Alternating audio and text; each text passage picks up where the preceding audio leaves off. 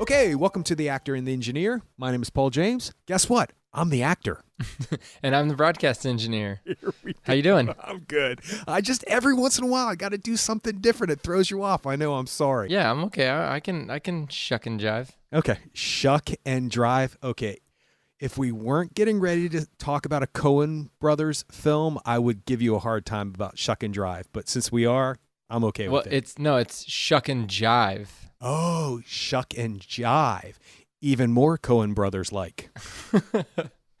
Yeah. So we are going to talk about a new Coen Brothers movie, which is a kind of a weird situation. It's a Coen Brothers movie on Netflix.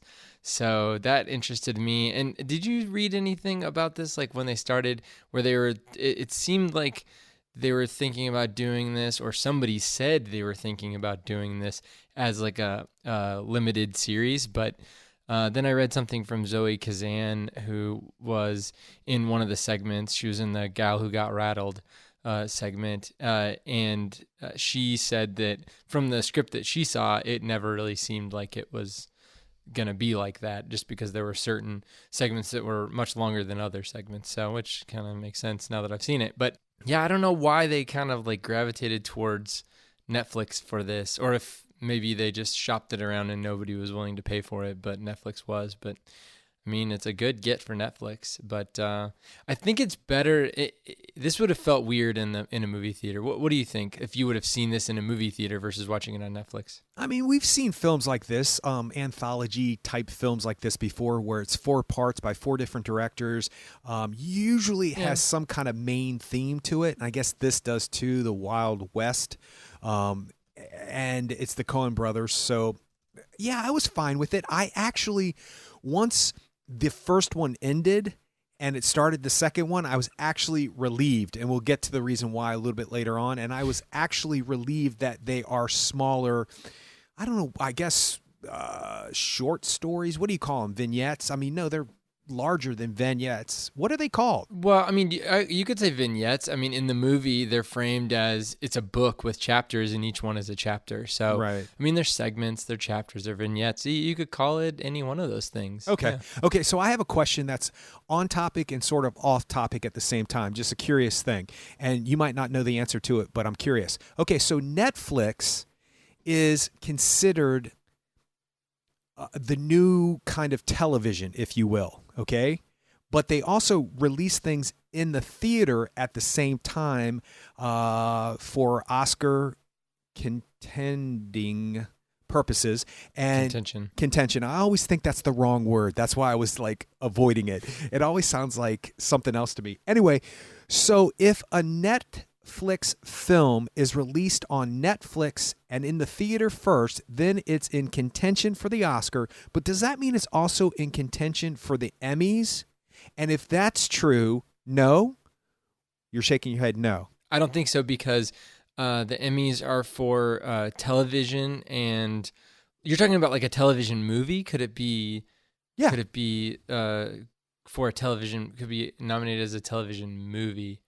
I don't know. Or does the actor made for TV movie? There's an Emmy for an actor for the made for TV movies. Isn't there a miniseries or a limited series? Okay, so my point is this: if Hulu or Amazon Prime releases a movie in the theater for Oscar contention, that also means that that actor or actress could be up for Emmy contention, which means you could win the Emmy and the Oscar for the same role in the same year. I guess there's probably some sort of a thing that keeps them from doing that together. That that's the Academy and the Emmy people, they would, prevent that from happening. Okay, your eyes glossed over like I could give 2 shakes of a kangaroo's tail. You're like, I don't care. One way or another, you're like, well, I'm appeasing Paul because he's happy when he's talking about this stuff.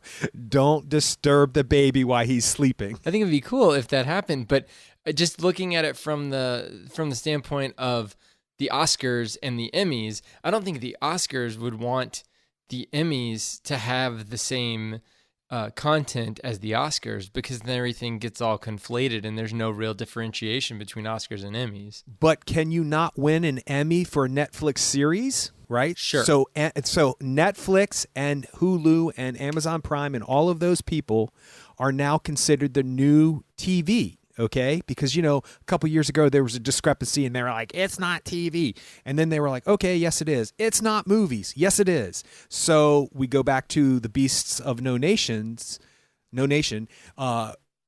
where it was in contention for the Oscar because it was released in the theater, and everybody's like, that can't be because Netflix is an online service. It's not the same thing, blah, blah, blah. You're going to ruin the movies going box office, blah, blah, blah. You're going to rot these brains of these kids if you put it on Netflix. And now that's not an issue. People who have been in Netflix films and or Mudbound. So I guess there has to be some kind of rule. Anyway, it's really a divergence from what we're talking about. But I was just curious. I was like, okay, why not at this point? Yeah. I think Mudbound, so like Mudbound is a feature-length movie, whereas like House of Cards, for example, which Kevin Spacey didn't he win? Did Robin Wright win? I don't know. I mean, that was one big, not the Emmy. Okay. Well, that was one big, show, and I think there's other shows. Obviously, Amazon Prime. I mean, Jeffrey Tambor won. I think. I mean, there's multiple people who've won won the Emmy for a show that was on Amazon Prime or Netflix. But those are shows that are less than a certain running time. Whereas, because like you've told me this, the Oscars. You have to, if it's not a short film, it would be a feature-length film, and a feature-length film is defined by 83 minutes or something like that. It has to be 83 minutes with credits or 87 minutes with credits or something like that. So that would be the difference between, a series or a limited series, which has multiple episodes, versus a feature-length film, which is one singular thing that is 83 minutes or longer. Yes, but there have been made for HBO films, okay, that are just feature-length film lengths. Mm-hmm. And those have won people Emmys. So if you're going to release it on Netflix and in the theater at the same time. Okay, if anybody knows about this, please tweet us. I will look it up. Yeah. I bet you I know who knows. Joe Smith, real name. I bet you he knows. Probably. Yeah, he's smart like that. Yeah. He's really smart like that. He just knows those little things that, you know how little things stick in people's brains? The Oscars stick in my brains. Little things stick in his brain. You could tell by when he's tweeting what he knows. And it never sounds pretentious. It actually sounds like he's helping educate the person that's questioning. So we need to know, Joe. Let us know, Joe. Go, Joe. So back to this movie, which is a movie, even though it does have, smaller segments to it. Because I didn't even know how many segments there were. I didn't do any kind of I don't even think I watched the trailer. Didn't watch a trailer for this one because I knew it wasn't going to probably get a lot of play on television or anything like that trailer wise. And I was able to just kind of stay away from all of that. So it was kind of cool to come into this movie without even seeing a trailer. So that was awesome. I haven't been able to do that with a lot of the movies that we've seen this year. But so yeah, I wasn't sure how long each of the segments were going to be. But I do think that the best way to start off this movie was the Buster Scruggs segment, the segment titled "The Ballad of Buster Scruggs," because Tim Blake Nelson is a great character. I mean, he is a character guy, a character actor type guy, but he's really good in this role, and they break the fourth wall very quickly. And I thought that was so cool that he did that. Even I also liked when at the very beginning he's on the horse and he's singing and he's talking to the camera, and then the camera switches angles and he immediately like newscaster style switches from camera to camera, where you don't even really see him transitioning his eyes, and because they do it so well, they're kind of so in sync. But I thought that was really fun, and hearing him sing and just his whole demeanor and the juxtaposition of his demeanor versus the cold-bloodedness of his character was really cool to me. Once again, when we do differ, we differ almost in extreme measure. It's not that I don't agree with you. The only thing that I disagree with you is that I wondered the whole entire movie if that was the best segment to start with.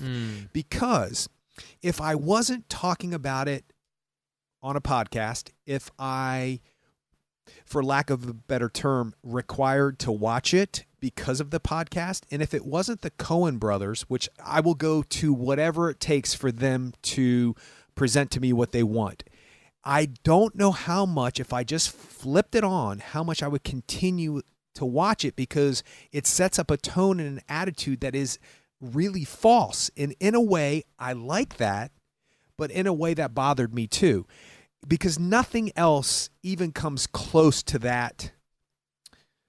It's not even tongue in cheek, because it's like tongue, cheek, stick tongue out, stick back tongue into cheek. I mean, it's not this... It's not farcical. It's not instantaneously comedic, but it is. It's really off balance. It reminded me of the Coen brothers filming a tribute to Mel Brooks that Paul Thomas Anderson wrote. It's got it. I'm not sure about the first segment. I love Tim Blake Nelson. I love him. He's done other things other than the Coen Brothers films that he's been in that I've liked. He was in that Jennifer Aniston film, The Good Wife, or The Good Girl. The Good Wife? The Good Girl, yes, thank you. The Good Wife is the television show. And I thought he was brilliant in that. He's schwarmy and he's a disgusting character, but he's great in that. So I like him, and I like people who you're not traditionally set up to look at in movies.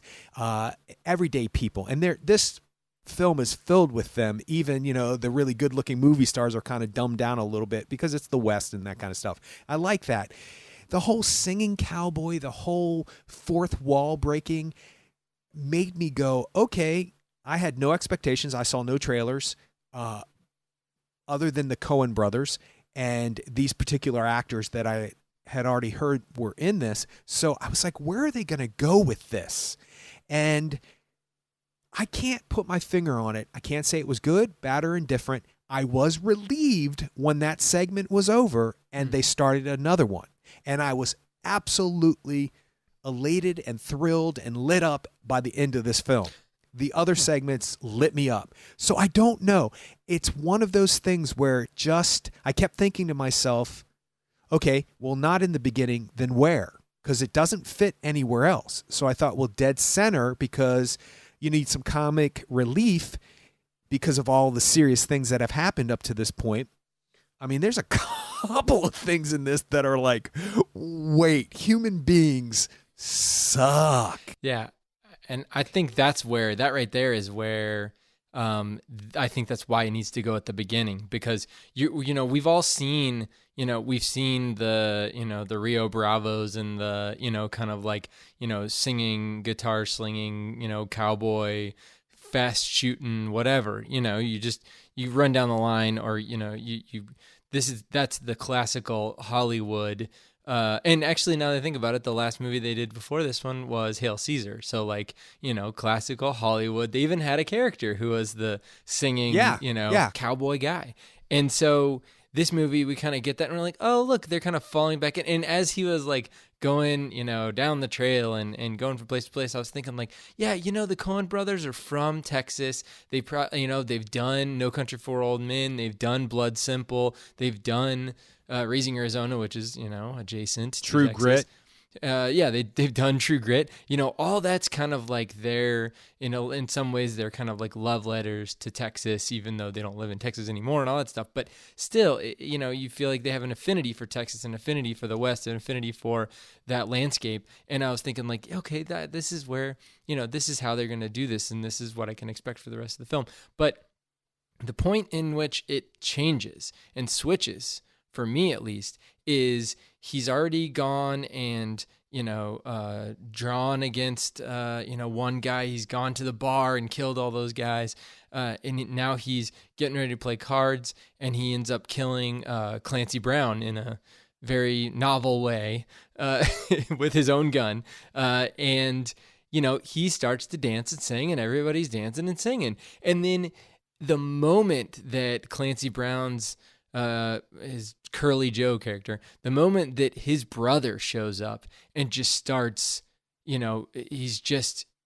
just can't handle it.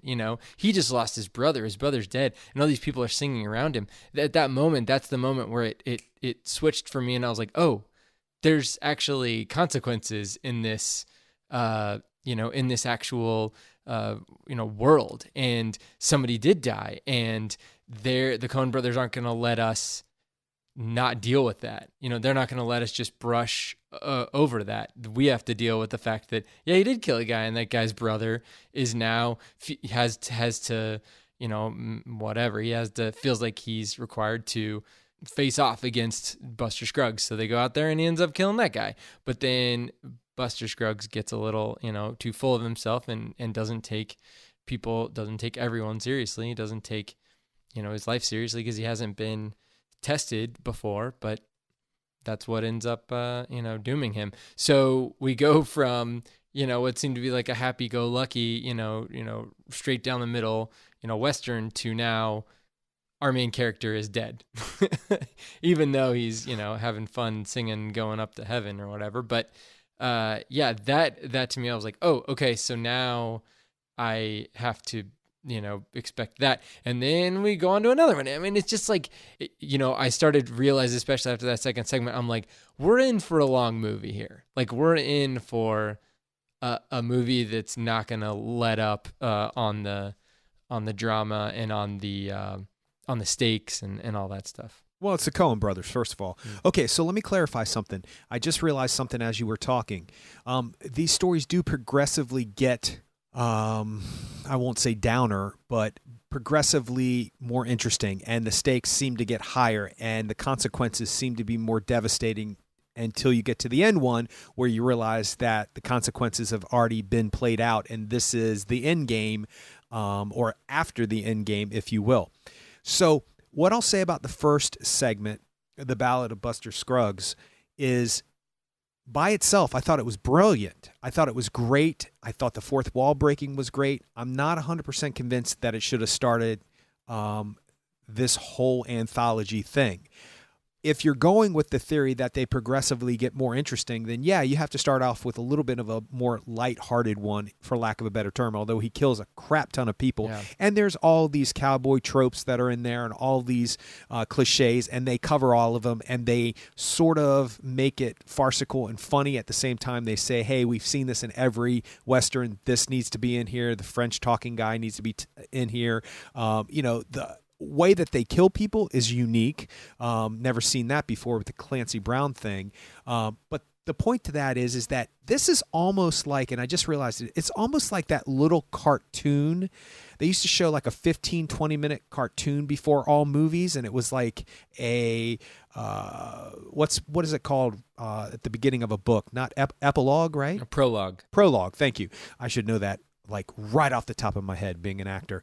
But it's just like the prologue, and I'm almost thinking to myself, if this was done in that kind of real animation thing where they overlay animation onto a person, I'm not saying it fits the Coen Brothers style, but they should have made it more evident that this was a lighthearted, as lighthearted as any of these stories are going to get. So it just doesn't fit for me with the rest of the stuff. Once the James Franco, who I did recognize instantaneously and think to myself, the last couple of years has worn on him, and you can see it on his face, and I'm sure that has a lot to do with the makeup they put him in and a lot to do with this character, but he looks... The lighting. Yeah, and the lighting. He looks worn down in a way, and that's appropriate for the character, and I'm thinking to myself, always good to see him. He's had a lot of issues in the past couple of years. It's good that he's just doing small things, that he's still acting. Because do I think he's going to recover from all of the controversy that he went through? Yeah, I think he will. Are there people out there that think he needs to pay a bigger price? Probably so. But for me, I don't know him. I don't know the situation. I can't personally say I think this should happen to him. So it's always good to see him as an actor. I'm not making a statement about James Franco or any of the controversy. I'm saying the actor. So when that one starts, instantaneously the mood changes, but the mood never changes again throughout the rest of the film. All of the segments still have this gritty realism, and for me, there's a little bit of humor in the James Franco one, and there's a lot of And it's Stephen Root. Yeah, who's that? That's mighty fine a picking and a singing. Same guy is the teller. Oh yeah. Wow, He's I'm got just the putting that beard together. and gray and little glasses and all that stuff, but same guy, yeah. That's crazy. Anyway, so if this one had started out a little bit more comedic in nature, maybe it would have blended in a way better. But the point is that once this segment starts, I think the rest of it's brilliant. I think everything from this point on is great. So I just wanted to make sure I clarified. It's not that I didn't like the first segment. It's just I think it's out of step with everything else that they did in this project.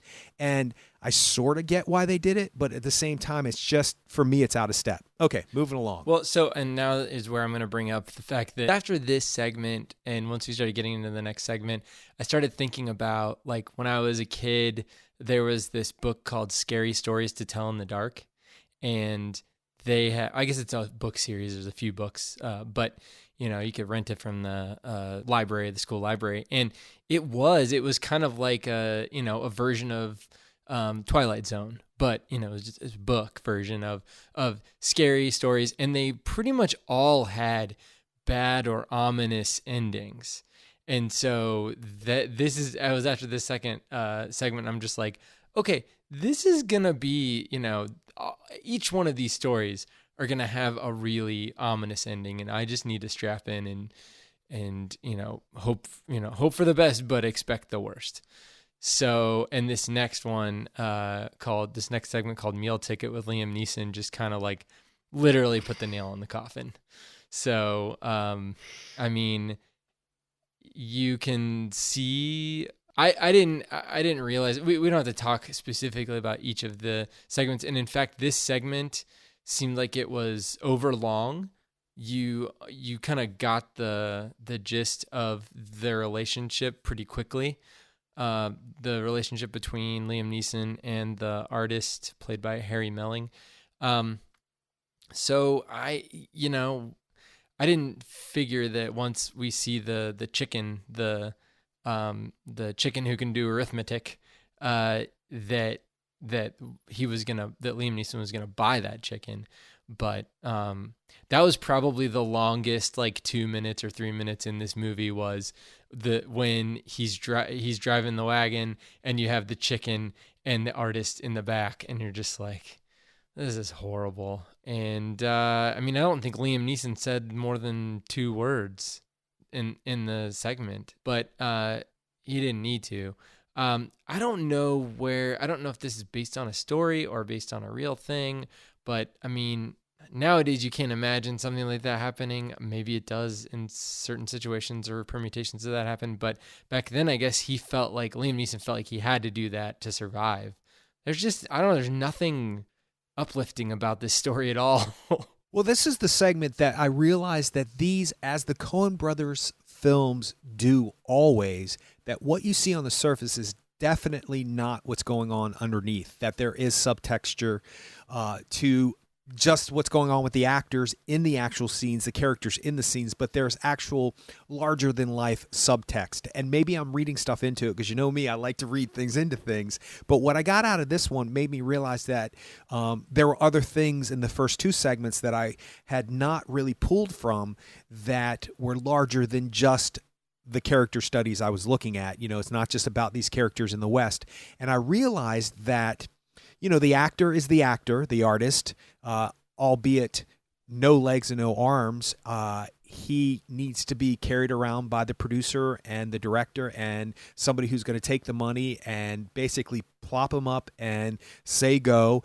It's kind of what happens to actors in a way. I'm not saying actors don't work hard. They work really hard. Some of the hardest work I've seen in the theater has been by actors, but the all around the actors scenarios are huge. I have nothing to do with the online advertisement for any of the plays I've been in, but it's enormous. It goes on for days before and days during, and tickets and sales and all that stuff. So I don't understand any of that stuff, but something else is manipulating the puppet strings. So in that sense, it reminded me of that. Of course, that's obvious. Then I realized that once technology takes over and you can now create that chicken on a CGI screen, then you no longer need an actor anymore. So it's just this symbol for how people are treated when they are no longer needed once something has moved on past what they were originally needed for. The fact that he does not have any extremities, and then you see that rock going over the side and into the water, it took me a couple of seconds to realize what was happening because I think my mind was in denial. I think I already knew when he stopped and he looked, but I was in denial. And I thought, how interesting is it that we just get rid of the artist in this world and we don't, I know this is probably way too deep, but this is what I took from it, is that, you know, with all of the art foundations that are being cut from public schools and all of that stuff that we used to go to after school programs and all that other stuff, they're cutting all of that stuff because they say it's a waste of money. It's interesting to me that something that is so rich and so unique and so textured as an actor memorizing, you know, actually my favorite Shakespeare sonnet went to the Sessions of Sweet Silent Thought. I love that sonnet. So does a lot of people, but I've also used that in a couple of auditions. So has a lot of people. But I love that sonnet. And somebody who can completely memorize and reiterate and say something over and over again each night in a new and touching way, but yet when the audience is no longer paying money for it, you don't find a way to try to revamp that. You get rid of that and you get something new. It's a statement about DVDs and VHSs and Netflix and TV and film. It's a statement about the industry in general. I'm not saying that was meant to be that way. I'm saying that that's what I took from it. But I thought, what a better symbol than an actor who has no extremities, who could just be thrown off a bridge and taken care of. Done. I no longer have to think about him. Yeah, I think you can extrapolate a lot from this. I mean, you can make a comparison to a lot of things. You can make a comparison to the Industrial Revolution and farming, and how you used to have people out farming land, and now it's mainly machines. And you could go to the, like you were talking about, the artistry side and the media side, and you could say, like, we're kind of like in a lot of ways, especially younger generations are kind of replacing going to the theater and sitting down for 2 hours or 2.5 hours with watching YouTube videos or playing Candy Crush or whatever. That's more immediate gratification than sitting down and watching a movie or other things that might have been popular earlier on. And I guess it's a transition in culture, but then there's also collateral damage in that. So that's just made a lot more, it's just realized a lot more, evidently in this segment by, the person who's directly affected, the person who's losing their life they have no way of changing or helping themselves in that particular situation because they have no arms or legs. Yeah, when you have people who are out there professionally acting and then somebody gets 1 million hits on YouTube and they're just a person putting makeup on their face, not that there's anything wrong with that. I understand that obsession that's going on with YouTubers. I understand normal people, average people doing something semi-extraordinary or semi-interesting, becoming famous. I have no problem with that. But when that becomes the commodity versus art and learning something through yourself is when it starts to slide down the surface of things that I don't like. That said, what are we doing to entice people who are 20-something to go see theater? You do what the theater I just got done working with, the generic theater. You do a play based on a 19th or 18th century playwright, Russian playwright, and you call it Stupid Effing Bird, and you actually call it Stupid Bird, and you put it in the title, and you realize that unrequited love is a theme in the 18th century Russia, in the 20th century America. It's a theme, and you entice people of that age to come see it. And people of that age came and saw that play, not your traditional middle-aged American theater goers it was younger people who came to see it. So which came first, for lack of a better term, the chicken or the man who lost extremities? I'm not sure. But when you do realize you have something of an older age, you have to figure out how to make that accessible before you just throw it away. It's just because those things are important. I mean, you tell kids the story of Little Red Riding Hood and Sleeping Beauty and Goldilocks and the Three Bears for a reason. Those stories are horrific in origin. They're horrific stories. If you read the kids the original stories or any of those fairy tales, people would be like, what did you just do? The three stepsisters get their eyes pecked out to where they go blind in the original story of Cinderella. So we found a new way to continuously tell this story. And the point for me to bring that up was those stories have relevance in modern day time because of the moral of the story is this. You don't treat people badly. You get your eyes pecked out by a bunch of birds. You don't do it. You don't treat people badly because they end up becoming the princess and then end up becoming the queen. Be nice to people. It's a story that needs to continuously be told. So what does Disney do? They continuously update old stories into new stories and continuously put them out so new generations continuously tell the same stories. And you always hear kids in their 20s saying, oh yeah, my dad used to watch this, so I'm really into this. And it's total retro.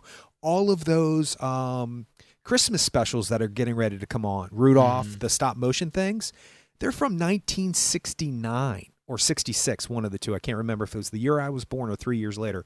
But they are still continuously being watched because they have a great story behind them. So that whole length of conversation has to do with, I'm not so sure you need to get rid of the guy to get the chicken, but you need to find out a way to promote what the guy was doing. That said, it is the West and you need to eat, and I do everything for this guy. You can either pay for the feed for the chicken or the food for the guy. So, well, you know what scene sums that up in that vignette is when he's urinating and he has to help him urinate. That's the end all be all of everything. Okay, yeah, I got to feed this guy. Probably got to help him do a bunch of different things. I got to dress him. I got to bathe him, all that other stuff. But when you have to deal with bodily functions in a human being, I'm not saying you throw them over a bridge. I'm not saying that's what you should do, but it does put things at a different stake. And all you have to do is let the chicken walk around and poop on itself. Okay, yeah, it's not a hard scenario in that world. Unfortunately, it's sad and it's sick, but it makes a good point. That's probably my favorite.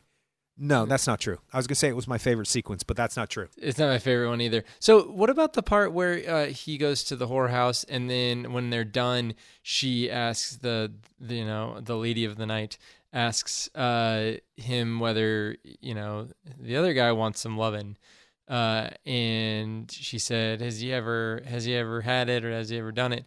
And he's like, once. So I wonder why they added that in there, because it was kind of like it never got referred to again, or at least I didn't notice it being referred to later on. I don't know. It just seemed weird to throw something like that in there. I don't know. I don't know why he just doesn't leave him outside the door. Why does he have to bring him into the room to begin with? Know. That's the worst part about it. Is he worried that somebody else is going to, because that's his meal ticket. That's the name of this segment. That guy is his meal ticket. So he will probably never let that guy out of his sight because other people could see what that guy can do, and then that guy's going to be dependent on anybody. There's really nothing special about the Liam Neeson character, and that's another scene that's interesting. Is that did you see the intensity on his face when when Liam Neeson was shaking the little he was shaking this metal piece of metal, sheet metal, and he was trying to replicate the sound of thunder and all this stuff. But he was so intent on that, and I'm wondering if that was him trying to contribute to the artistry of the artist, trying to be a part of that. It doesn't seem like he really has that kind of a, that kind of a talent. He's kind of just like a taxi driver, and he's trying to feel more. I don't know. He's trying to be more of a part of that whole. Well, that's interesting that that's your take on that, because my take on it was that he is frustrated and tired of having to do this technical thing of making this sound at this exact moment, and he's not good at it. He doesn't have the timing. He's done with it. You should watch it again because his eyes are intense during that.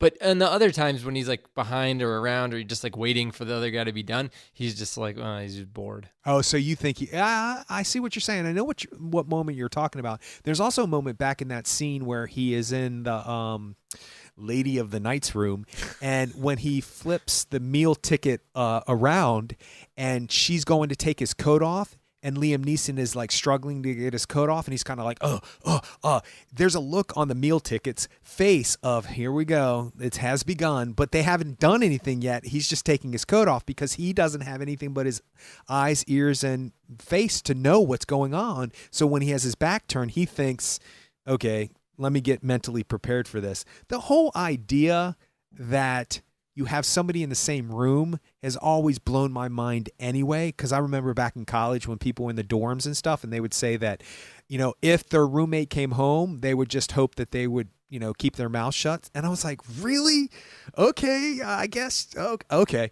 But I just, I don't know. I don't know what I would have done. I would have, paid. If he's going to pay possibly to have this lady have sex with him, he could have paid another lady to watch him while they had private time. But I guess it would have been a waste of money. Anyway, it's not unimportant. Let's move on.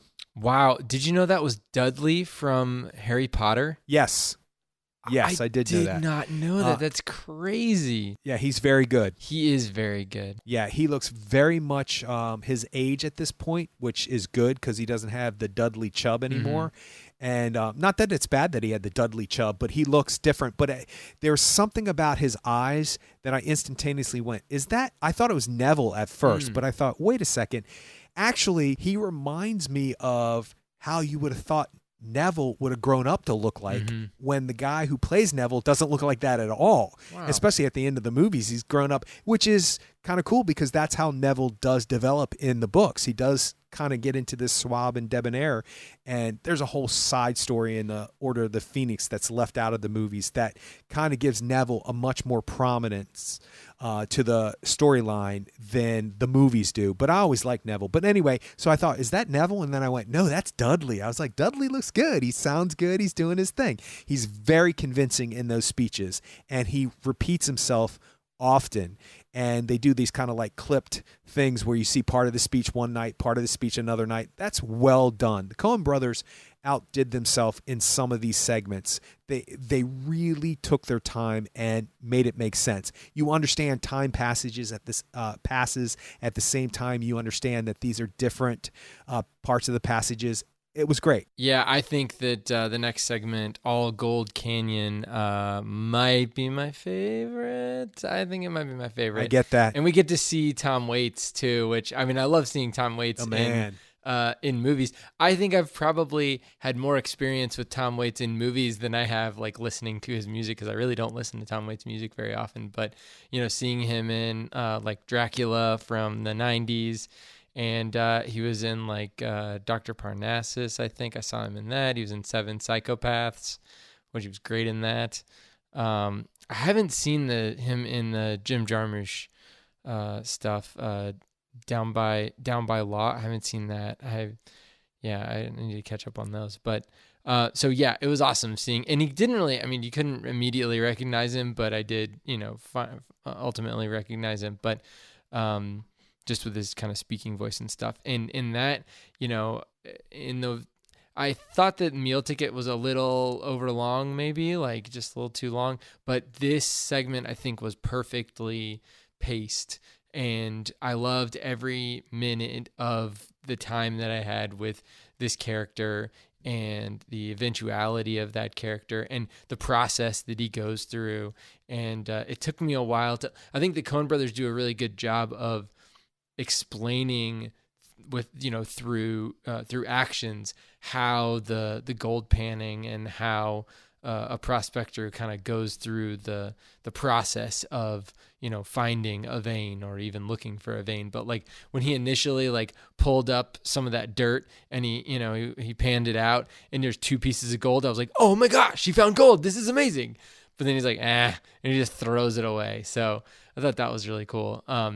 But and then he, kind of works through that process of, individual segments evenly spaced apart and determining, where the gold is coming from. And I thought that was so cool, so cool. And it's beautiful. I mean, I know that the deer was CGI. You could kind of tell a little bit that the deer was CGI. And probably some of the owl stuff, especially like the owl flying, but the close-up owl stuff I think was real. But I mean, but all that, like that whole valley, that whole river valley, I mean, that was all real, and I thought that looked awesome. I don't know where they shot that in, like Montana or something, but it just looked beautiful. So the background, the kind of like story of the kind of guy waiting in, waiting for the prospector to kind of hit something, and then he comes in to swoop in to take him over. And when he got shot in the back, like I was just like, yeah, no, this is what the Coen brothers are doing to us. They're just torturing us. They're just giving us somebody who's a good person on his own, just trying to make ends meet, trying to make it work, trying to find some gold for himself, not bothering anybody except for maybe a hawk egg or something, and he gets shot in the back. But it got turned around. So I loved this segment. I thought that it was really cool. Yeah, I agree with you 100%. It's very concise. It's well etched out. You know exactly what's happening. It has a beginning, middle, and end that makes sense. It's bookend by that open shot of the river and that ravine. And this is, if it's not, then it should be something deeper than just the story of a prospector and what happens to him and what he does. It's obviously a story about how mankind comes in and kind of, destroys what he sees for a profit. And, because when it starts, you see the animals reacting even before you see a human being on screen.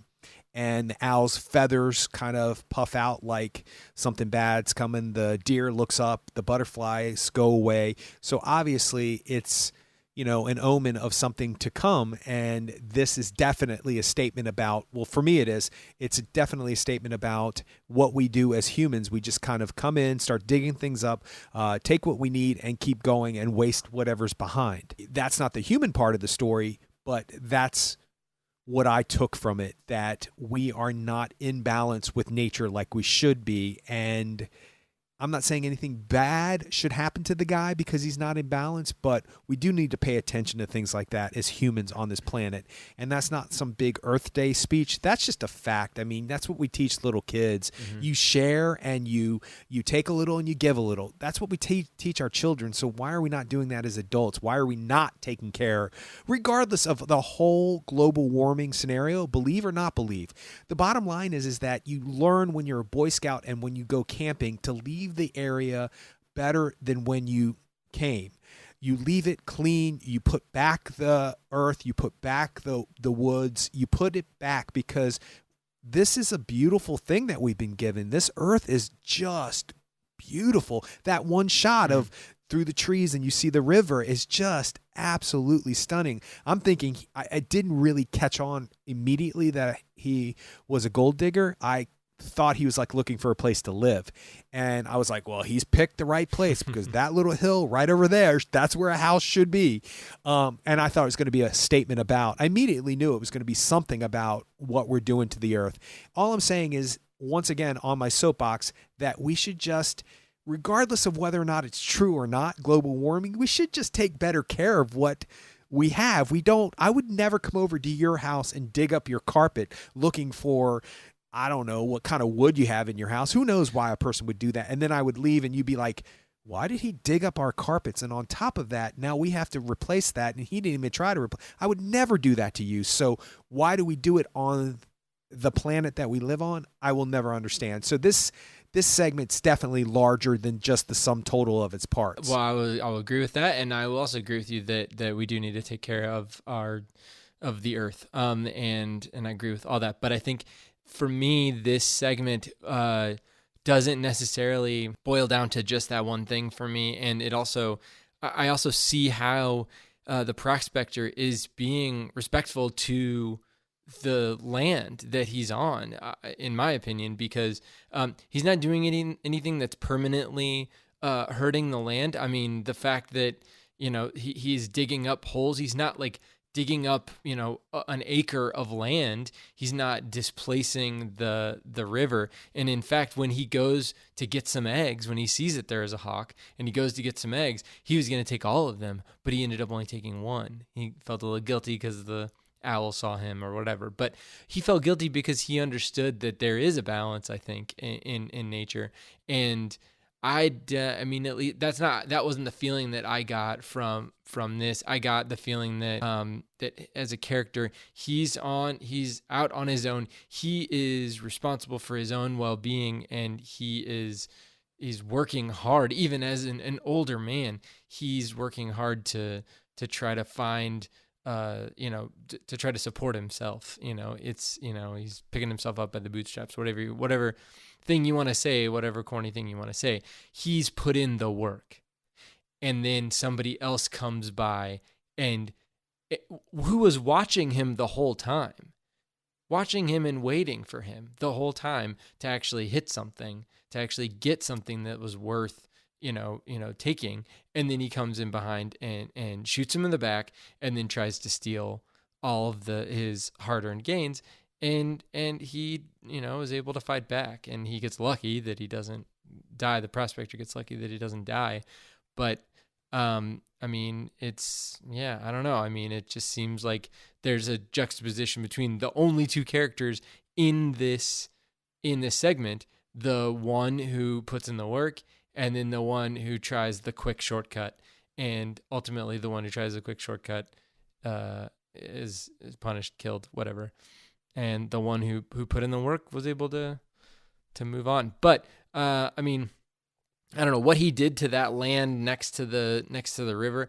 I don't think is anything that would permanently scar that land. I mean, it's fairly minimal. No, I understand that he didn't technically do anything bad to the land, and it's all going to be able to be recouped. I understand that, but traditionally, when prospectors went out, they would gain their little bit of the gold and profit from that, and then let somebody else know, usually a bank, and then they would send a whole bunch of people out there to that one area and then completely. And I'm not saying that that's what this is about. I'm saying that's what I got from it. And you could go back to the showbiz thing about biting the hand that feeds you, no pun intended, with meal ticket.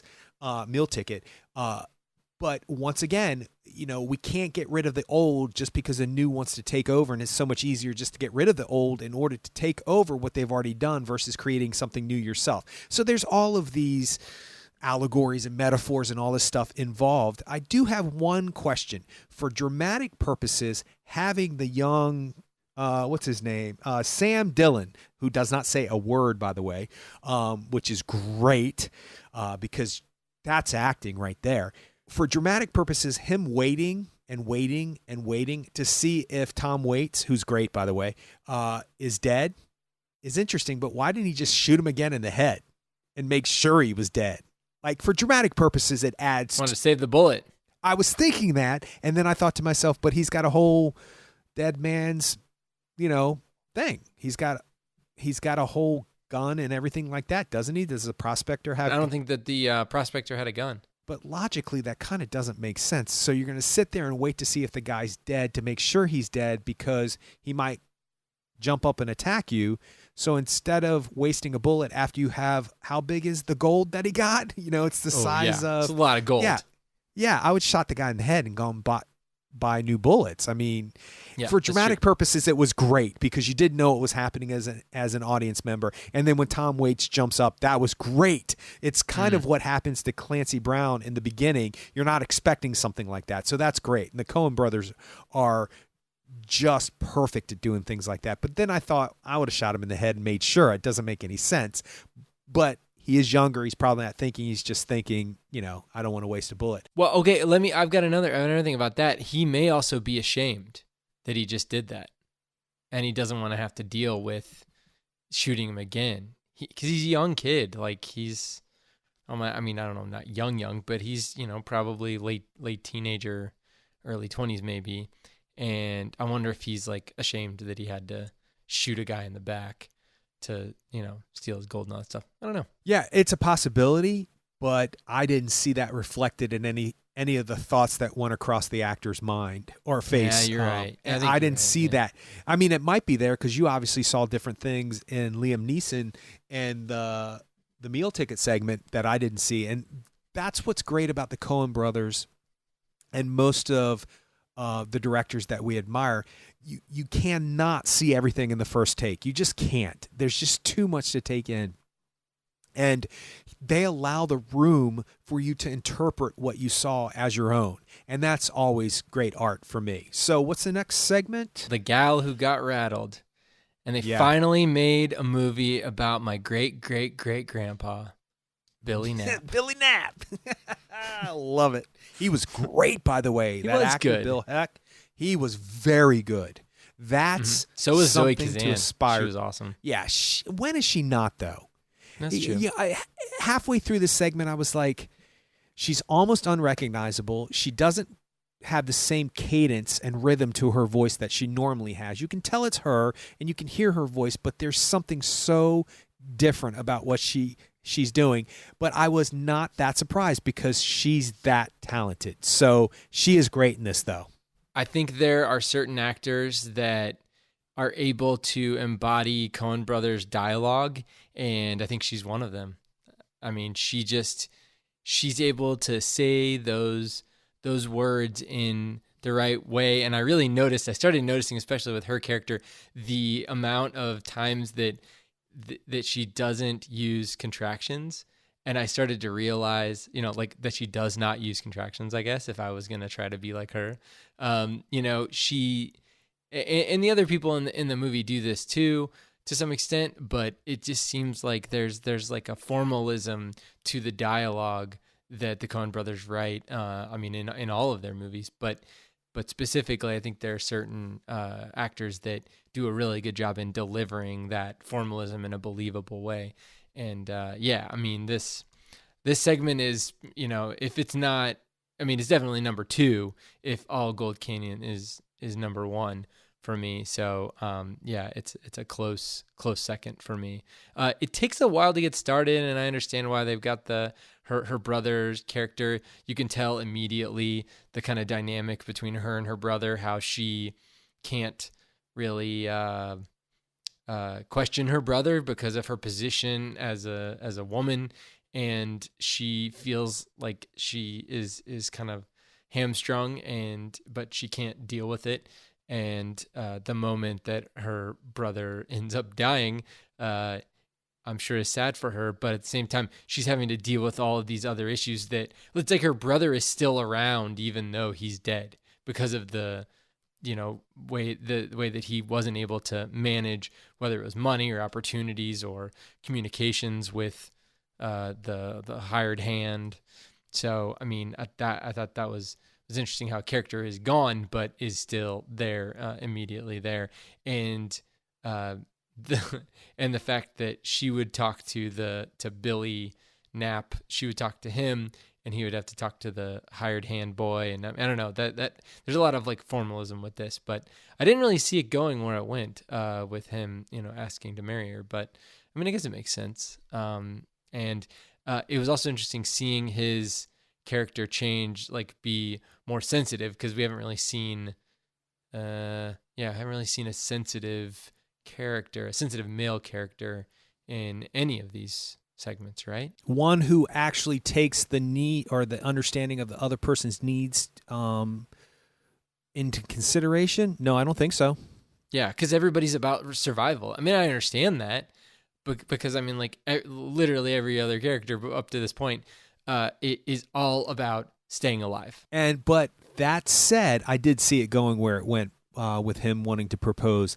That said, he pretty much says to her, "Hey, listen, I can't do this forever. I can't be like my partner who's old and, just stuck in his ways in the best kind of way, because he says he reads the prairie like a book, which I thought was great. I've never heard that put like that before, which he does. And he presents that later on, that character does. But he says, I don't want to be this old and disgruntled, but I don't really have any idea how I'm going to meet somebody this way. So if you're okay with it, I'll be okay with it. I want somebody to take care of me when I'm old. He says that. I want kids. I want to settle down, but I don't know how I'm going to do that in the lifestyle that I've chosen. By the way, here's how we can solve that. We can solve that by you marrying me, and we kill a couple birds with one stone. I can go and say now to this guy, since I'm your husband-to-be, you're not going to expect this kind of money. We're going to fire you, and we're going to hire somebody else who's just going to do the right thing because I'm your husband. So it's a win-win, and there's no way to not be attracted to both of those people and to find that there's attraction between the two. You can see it immediately. And they are the two best looking people in this film, I think. The meal ticket guy, Dudley, not that bad looking. But anyway, James Franco, hey. But the point to that is that it seems logical that they find each other attractive regardless of their situation. So that made it okay for me. Not that I wouldn't have. Marriage started out as a business proposal. You have land. Yeah. She had. My kid has land to be. Your daughter has land to be. Let's marry them together. It's a business proposition. Okay, so now we have more land together and we can kill more humans. I don't know. Anyway, just took it to a dark place. Yeah, that turned real quick. Well, it's the Coen brothers. It's their fault, in the best kind of way. But you could see that they could be attracted to each other, which kind of added a layer that I don't think was necessary, but was lovely. And it added a human quality to it, because when she says, I'm seriously considering your proposition or your proposal, she looks so lighthearted and so less strained by her situation. And it's clear that this man is not going to be like men in her life. Yes, there are things that we have to do in this time frame. I have to negotiate. I have to do this because I'm the man. But you can see that he's going to go back and say, hey, hun, by the way, I did this. You okay with that? We had to because of this reason. She'd be like, yeah, that's great. Thanks for asking. But you didn't have to. But they look like they could develop into a relationship of equals versus man-woman position in the society, juxtaposed to the brother's position and him taking advantage of every position that he's had, to the point where, and I love the Coen brothers, they're so smart in the way that they show things. Instead of having the brother pontificate of how big he is and puff his chest out, he has an irritating dog that he loves that gets on everybody else's nerves. First thing I said was, I probably would shot that dog. Immediately when that dog was yipping, I know that's terrible. I wouldn't really shoot a dog, but in that time frame, that would have gotten on my nerves. As tense as everything would have been in that situation, I don't know how long that dog would have lived. Because I would have convinced somebody to shoot him. I might not have done it myself. Anyway, so the Coen brothers, instead of allowing the brothers to pontificate, they give him an irritating dog to show everybody that it's my dog. I don't care if it's irritating everybody else. I am the man of the house, and I don't care what anybody else says or does. It doesn't matter to me. That's my dog.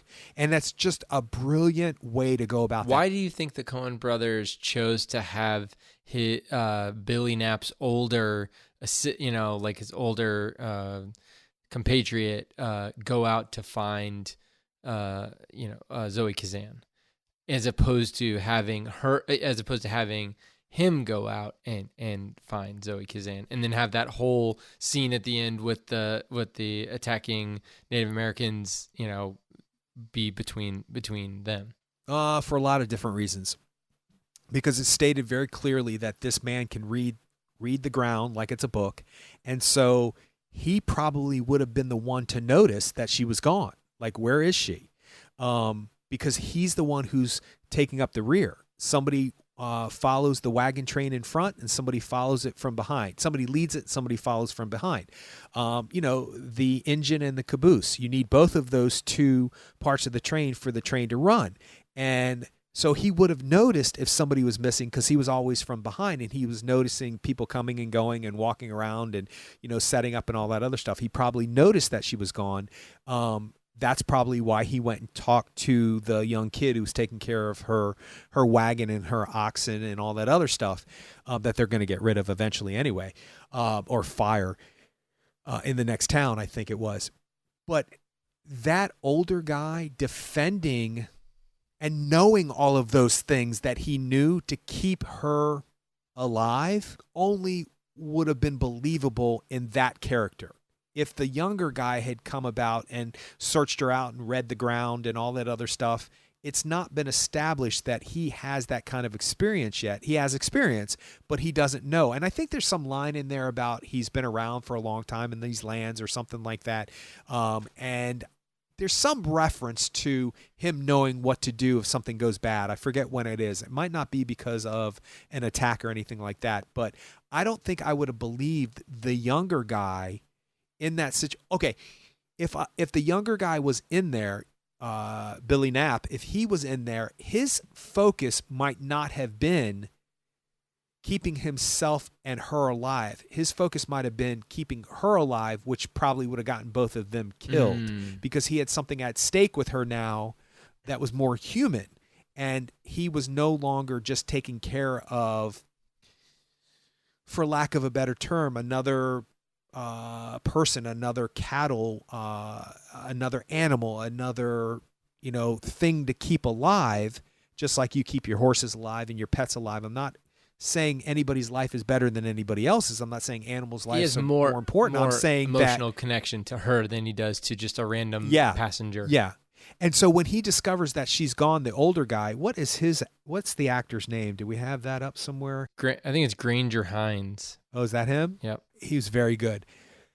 As soon as you see, because when you watch a movie and you hear a story and somebody mentions something, once again, I've said this 3 times now, that he can read the prairie like a book. When you see him doing it, you buy into it because you've already heard that's already established.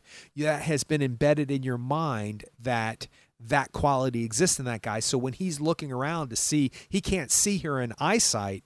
Then he goes over that ravine and then he's looking around and you see him looking at the ground. You're like, oh yeah, he's the best guy to find her, because he even says, or maybe he says that a little bit later on when does he see he sees marks in the ground and says something about, oh, well, there's prairie dogs. There's prairie dogs coming up from the ground, so he knows there's prairie dogs around, so he knows that the horses can, There's somewhere in the segment where he says something. He's looking at the ground. I don't know if it's at the end like what we're talking about now. Anyway, the point is that when he does look at the ground and he's looking for her, I bought it hook, line, and sinker. And it would have been, since all that was established, if the younger guy went looking for him and did the same thing, you would think as an audience member, well, that guy probably would have been, the older guy would have been a better quality guy, because didn't they already tell you that that's, what he's to do? And also on top of that, I think this is somebody else's story. This is based on somebody else's story. And the scene of the older guy at the end coming over the ravine and seeing the younger guy coming closer is such a moment that there would not have been that moment if the scenario ended the way that it did. Because this younger guy now has this whole nother life that he's been dreaming about for about 48 hours, maybe even longer. We don't know how much time elapsed. But it wouldn't have been as powerful that these are the consequences of living this life and how hard this life is. And I think this is where we should go into what happens to her. Did you see that coming when he told her the story?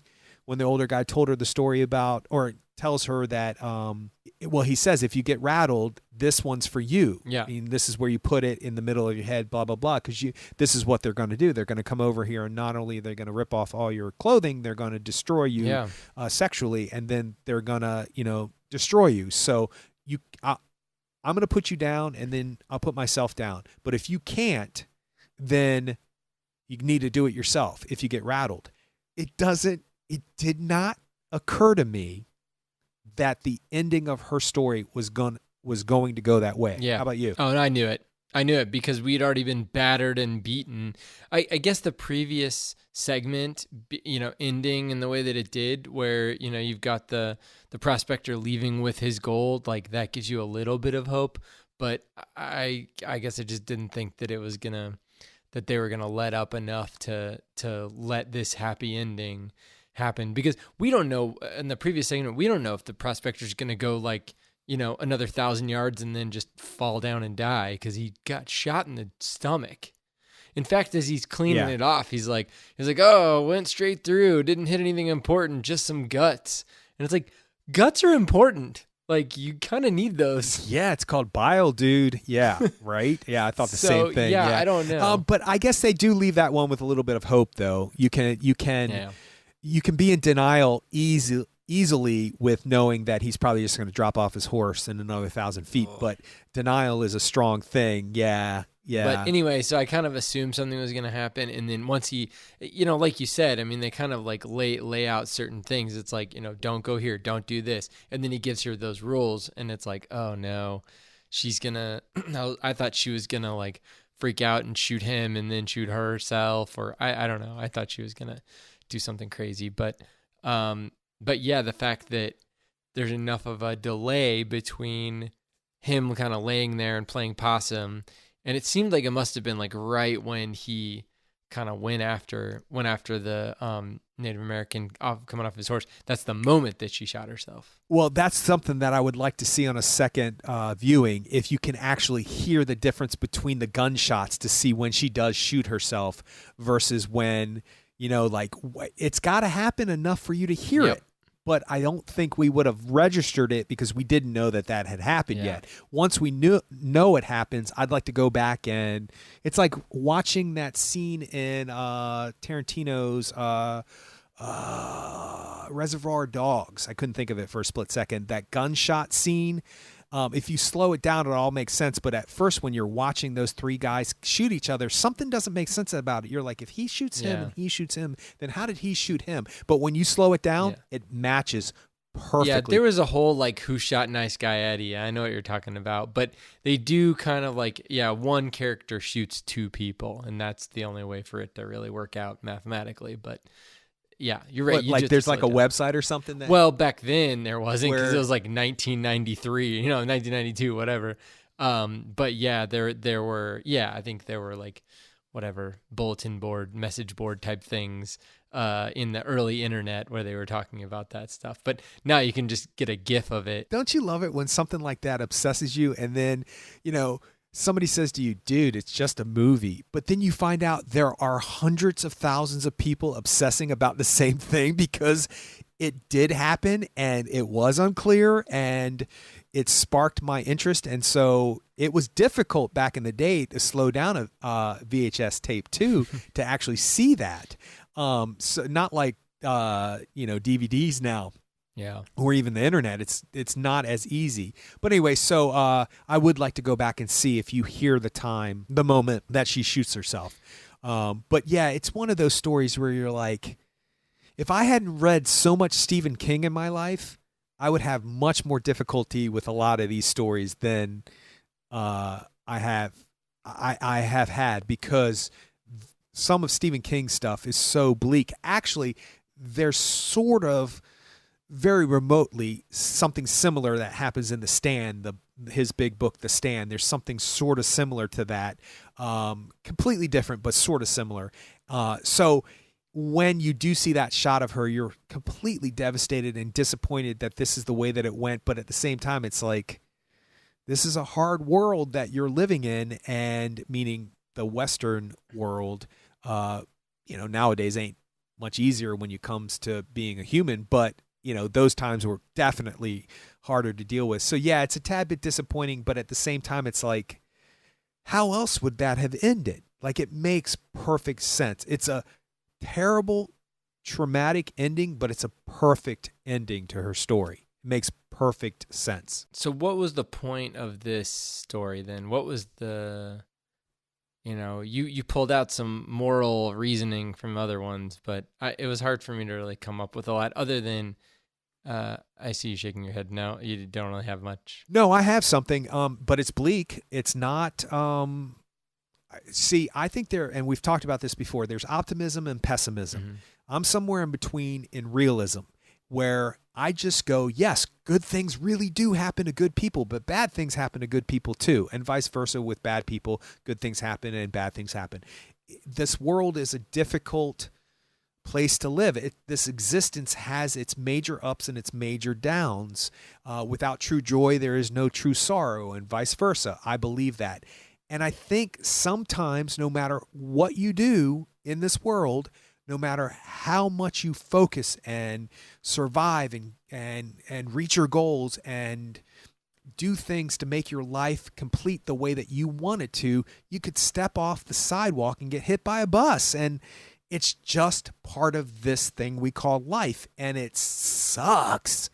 And she's so adorable and so loving and so sweet and so fully formed character that you don't want to see something bad like this happen to her, but it's just the way that life works. And it goes back to that crappy ass saying that I hated when I was a kid. Life's not fair, Paul. It's true. Those old coined phrases are true, and life is not fair. And just because she finally has broken through from her brother and has been honest about that, she's honest with Billy Knapp about how, yeah, he was a pain in the ass, but I had to do what I had to do to survive because I didn't really have the place to do it.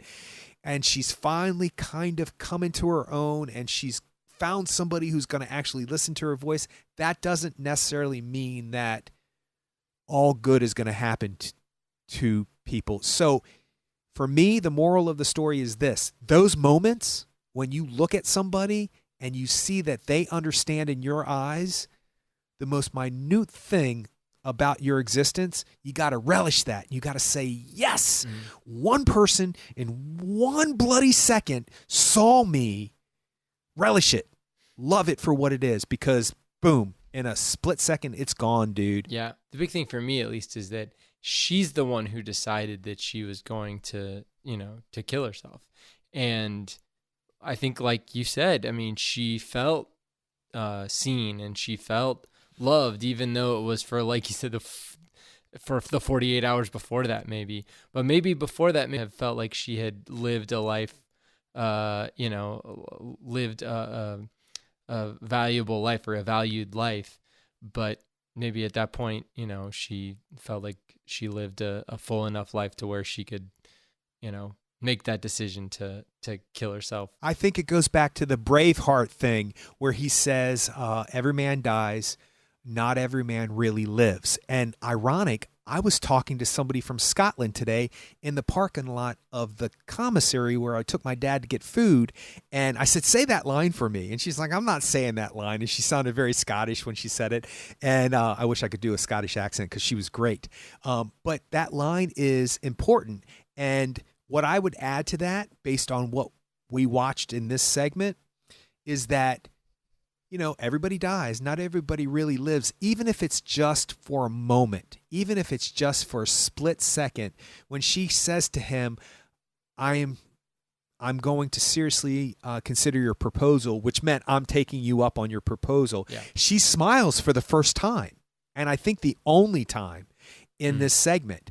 And you realize that's that moment where she's really alive. For me personally, I've been really blessed with trying to imitate other people's lives on stage, and as hokey and as corny and as make fun of me as you want to be, those moments make me feel more alive than some real moments in my life. And the gift I have is that I recognize it and I go, ugh, magic, and I was involved in it. So I'm lucky that way. I have thousands of those moments in my life where I go, I'm in the middle of something and I'm really living it.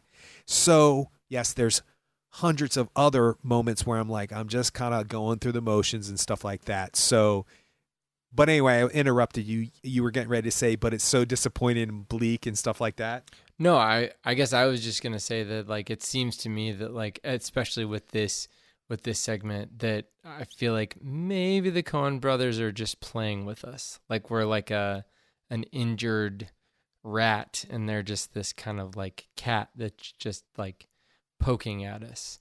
because this is the one, this is the one where this is the one where you're like, oh, this could end so well. It could end on such a happy note, but they're just like, nope, doesn't end on a happy note. So yeah, but in a way, okay, so it doesn't end on a happy note, but the point is that there is a happy note in there. Yeah, so, there is a communication and a connection between Yeah. two people, and that you can't take that away from them. And I think there's two types of people. Somebody who's really depressed about the bleak ending of this, and somebody who understands that at least there's a happy moment. Yeah. And sometimes those people will develop the two and realize it. Some people just stay in the bleak moment and just life sucks, that kind of stuff. And that's okay because that's realistic for some people. But I will say this, and we'll move on. You better be careful about your little analogy about rat and cat. Have you seen that video where that cat stalks the rat on the side of the street and goes jumping for it, and the rat jumps back and then scares the cat? Yeah, scares the cat all the way down the street, basically beats the cat up as the cat kind of takes off and follows the cat as the cat's trying to run away from this rat that he was going to attack. So, be careful, Coen brothers. We're the audience. We're watching. We'll get you. So explain to me this last segment because it was the least entertaining for me. Maybe it was because it was late, and maybe it's because I didn't understand it really, but I was pretty much done at that point, I think. Yeah, I don't disagree with that. But when I very quickly realized that what was happening, and I realized it very quickly. I realized it when the book changes the page. Oh, also, you can slow down or stop and pause on the page as it's turning, and you can read the last page of that chapter, and it describes what you just saw on the screen, which is great. Yeah. To a degree. Of course, with a book, you can see the difference. But and I didn't know the title of this one, and I didn't really know the title to any of these, really, or paid attention to it when I was watching it. But when the book flips to the beginning page of this, and it says, you can shout at him, but he might not hear you, and but he'll never stop. He'll never stop. Yeah.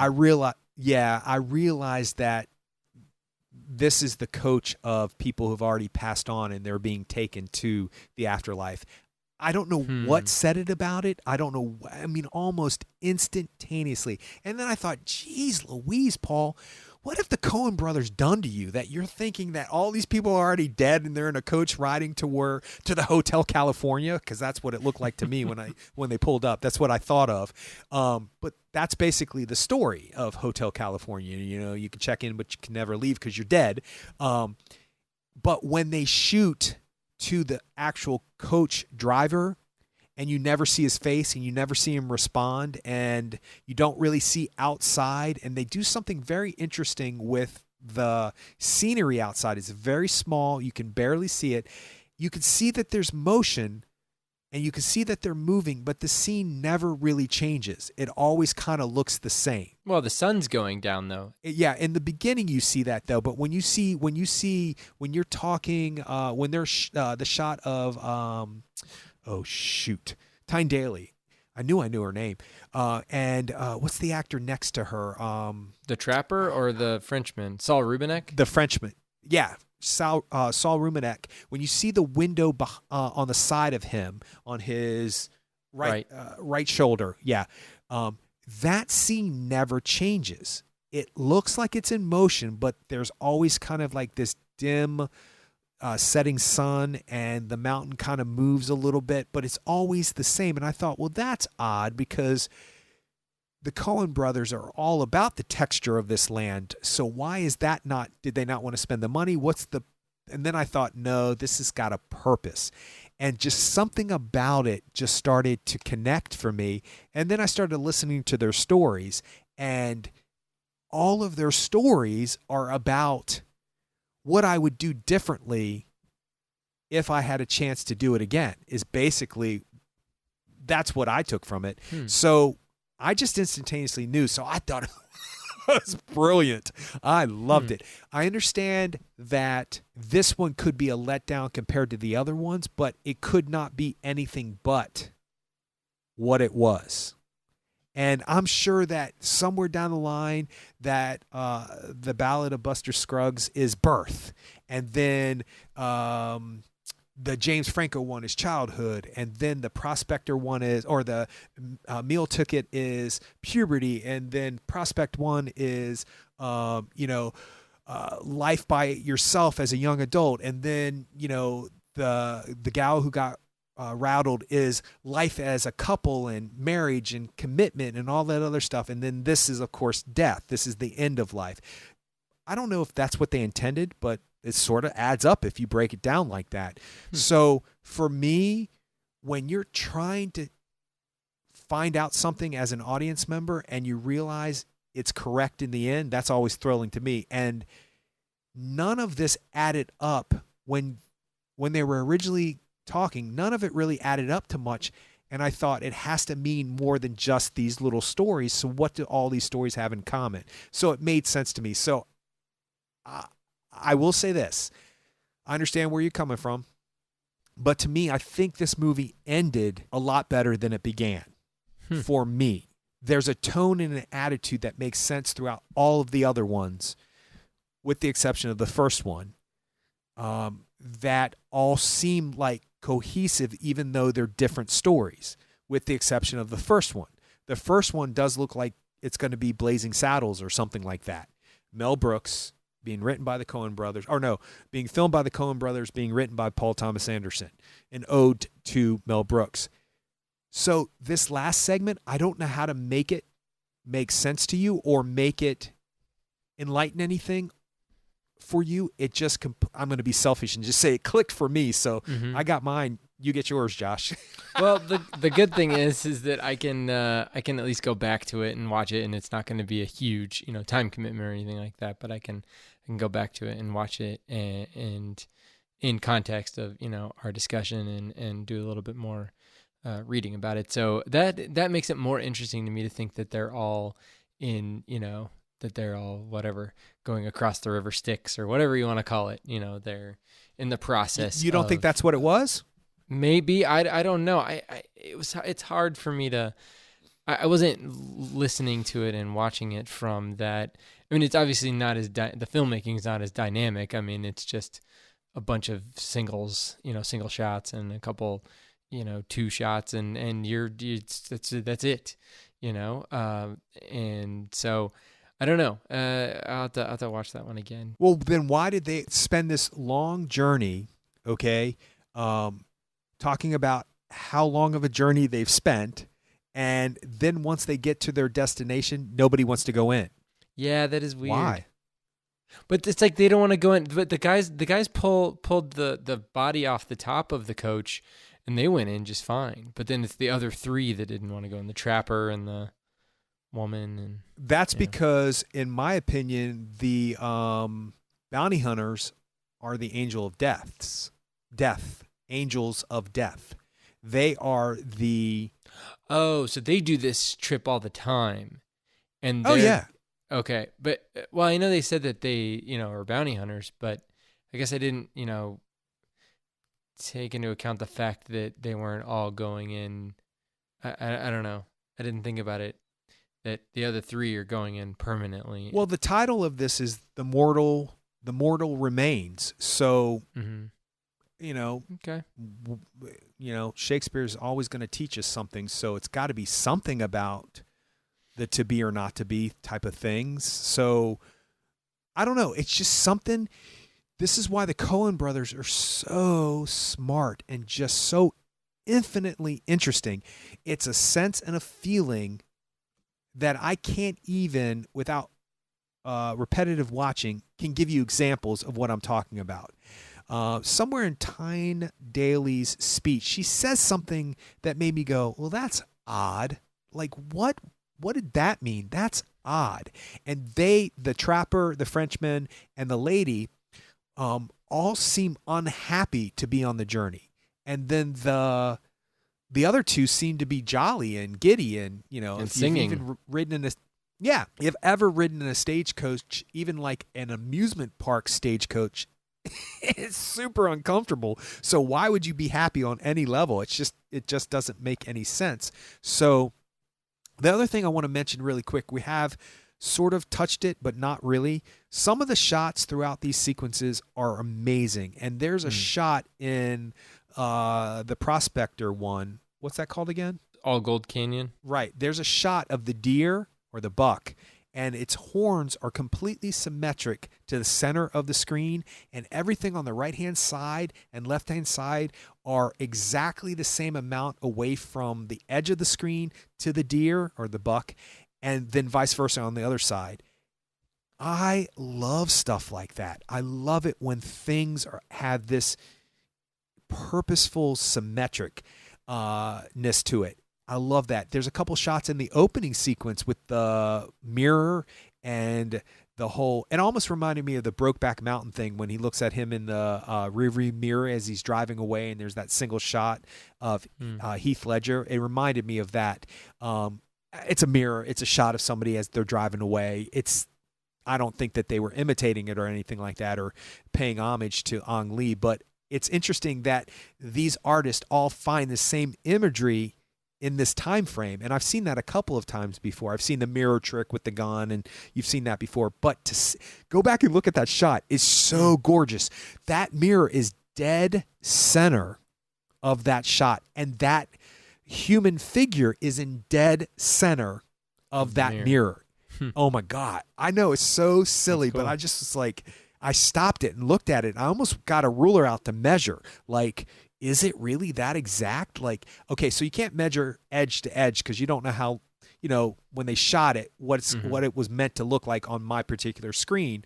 But you could take that mirror with that guy in the middle of it and measure both sides to that, because that's in center of the screen. And I'll bet you it's exactly 3 inches on one side and 3 inches on the other, whatever it is. But that's thrilling. And they have a way of putting their thumbprint on things that adds to the mystery and the artistry without just saying, hey, like the fans in Blood Simple, the actual ceiling fans they're a character in that movie. Well, I mean, Barton Fink, like the hallway in Barton Fink is another one of those symmetrical type things that they come back to all the time. And then by the time it's on fire by the end, you're just like, yeah, I mean, you've seen that shot a bunch of times, and now it has a whole new meaning. So they do use that type of composition throughout their career, where there's other filmmakers who are famous for it. I mean, Kubrick's obviously famous for it, but yeah, Wes Anderson. They do take advantage of that kind of a thing, and Wes Anderson's obviously famous for it too. But that's mainly for it adds to it. It's not just something to. Yeah, they don't just choose to do that because it's cool looking. Yeah. It actually adds to the narrative, and that's hard to do.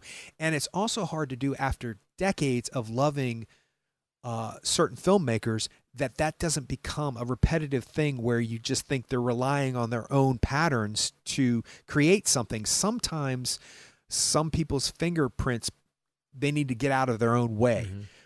For the Coen brothers, when it shows up, it just thrills me, and it's throughout this whole entire movie. So I'm glad that you had suggested this film, because I don't know if I would have ventured into this anytime soon, not because, I'm in love with the Coen brothers, that's obvious, but something about it just made me go, I'll get to it. But because we had to do a podcast and you had suggested it, I was like, okay, that gives me purpose. But then when I'm watching it, I go, what was I thinking? This should have been the first thing I was watching when it came out, because it is really spectacular in certain places. Actually, throughout the whole entire thing, it's them. Yeah, and I think for me, this may be one of the first times when I've seen a movie of theirs for the first time, and I haven't disliked it, because that until you got used to it. Yeah, it still happened for Hail Caesar, and I haven't been back. I've seen it one other time, and I still have problems with that movie. But yeah, I don't know. I mean, I didn't absolutely dislike it. The crazy part about that is that I don't feel as attracted to try it out again, to watch it again. Whereas the other Coen Brothers movies, like every time I go back to it, I appreciate it that much more. And then you get to the point where, I've seen Big Lebowski a billion times, and Raising Arizona, and all these other films that I just absolutely love. Oh Brother, Where Art Thou? I mean, they, down the line, they just have amazing films, and one part of me, appreciating them even more was the fact that I had, issues with them the first time I saw them. So it'll be interesting to see if I go back to this movie ever again, even. Unlike Hail Caesar, which I actually forget is a Coen Brothers film, like when somebody brings it up, I don't instantaneously go, I don't know why, I just don't. There is not one aspect of my being that thinks I will ever see that film again. I'm sure I will, and I'm sure it's going to be like, what's the other George Clooney? Intolerable Cruelty? Yes. That was the first time that I went, I'm not getting this, I'm not getting it, I'm not getting it. I was like, wait a second, this is the Coen Brothers. What is this that I'm not getting? And I very quickly discovered it was because I was in a bad mood or whatever was going on in my life, and then said, okay, stop. And then put it on again, and I was like, "Oh my god, this is I love that great!" movie. Yeah, I do too. Burn After Reading is one of those ones that I suspect would be what you're talking about that just doesn't work the first time you're watching it. But I don't know. There was something about it that it clicked. Because we did a podcast on this, and we discovered that for you, you're not necessarily attracted to their films immediately, but then they come into you somehow and you figure it out somehow. And I thought I was the same way until I started thinking about all these films, and I was like, nope, love that at first sight. Nope, love that at first sight. Nope, I love that. I love Miller's Crossing. I loved it. I loved it. I loved it. I loved it. All the way down to The Big Lebowski, which I thought I really didn't enjoy the first time I saw it. And then I saw it again. And I was like, what, are you kidding me? I remember laughing about that. I remember thinking about that. I remember thinking that was great. That's Flea from the Chili Peppers. I was like, that's great. That's great. That's great. John Turturro, great.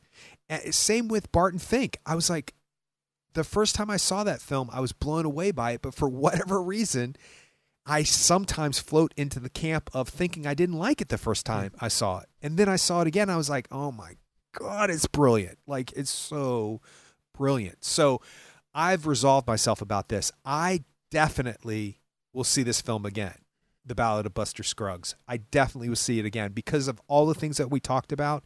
And it is fresh. I did see it earlier today, so it's brand new to me. I'm curious, and we should check in with each other next week at the top of the podcast and see if I'm still floating it around in my brain or how you're feeling about it right now, because there are interesting artists out there that the very first time you listen to their record or the very first time you hear their poem or the very first time you see the first 15 minutes of a play, nothing clicks. And I've come to realize that's more about me than about the art that I'm experiencing.